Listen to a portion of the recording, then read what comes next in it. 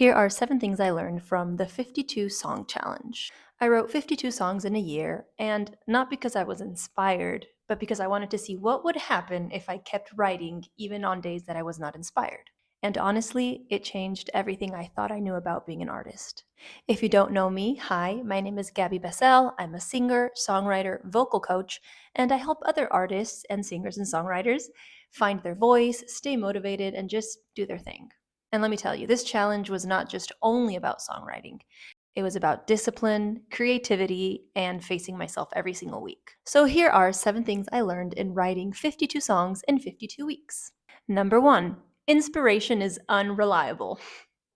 To the surprise of no one. But look, it's real. If you are waiting to feel like it, then you're done. Sometimes you just have to sit down and face the abyss and the uncertainty that's in front of you. Some of the songs I ended up liking the most came up on days that I was feeling the most confused and where I had no sense of direction.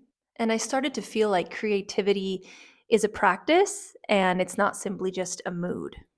Number 2, quantity creates quality.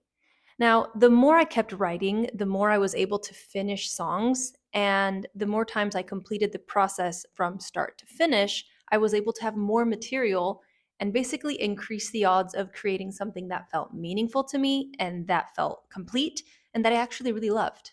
You don't find your voice by perfecting one song. You find your voice by writing a bunch of songs. Number 3, your taste evolves faster than your skills. So, as you're learning, as you're writing, you're going to find things that sound amazing and that feel very unique.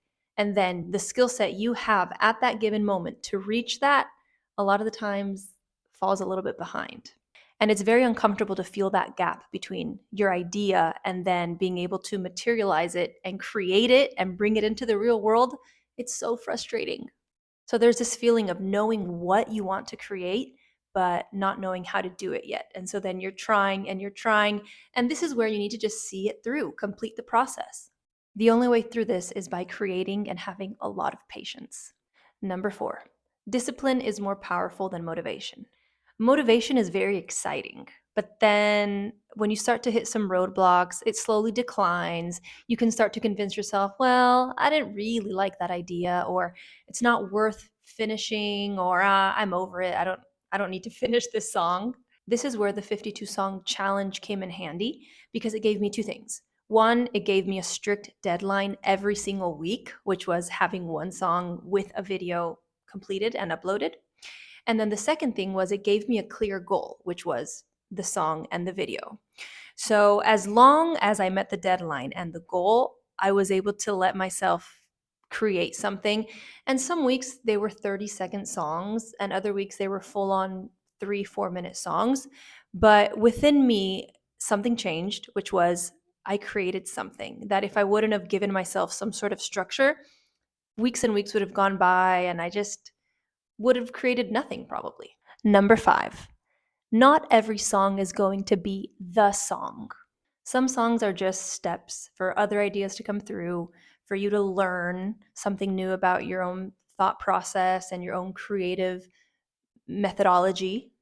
And it's okay. It's okay to write something that doesn't feel good. It doesn't matter. Just write it and get it out of your system and take the pressure off. It's okay to stop trying to make everything amazing. And when you take the pressure off and stop thinking of it as like, this has to be the song, you allow for. All right, so my microphone stopped working, but we're going to work with this. And what I'm saying here is that it's really easy to talk about flow, and it's so hard to catch yourself and to allow it to happen in the moment, but it's totally worth practicing flow. Number 6, your voice becomes clear the more you use it. And this is a little public service announcement to remind you to charge your gear before you film a video. At the beginning, I was trying to be a bunch of different versions of myself. And if I wrote a ballad, then I was trying to write something more punk. And I was always trying to go in opposite directions until I started writing a lot and I started to observe and see what came naturally to me and what felt like my own voice. And so then I stopped asking, is this good? But I started to ask, is this me? Like, is this idea coming through? If Like, is this idea coming through efficiently? Number 7, finishing is a skill. Starting can be quite easy, and that's why we get really good at starting things and not finishing them. So, by having this goal and this challenge of finishing 52 songs, I became a lot better of seeing through the process of having an idea, starting. And so now I finished 52 songs. They're not perfect, but now I have a lot of information, and when I listen, I'm able to realize what parts are solid in the song and then what parts were more so filler, or where I wasn't sure what I wanted, or where I was stubborn about what I wanted.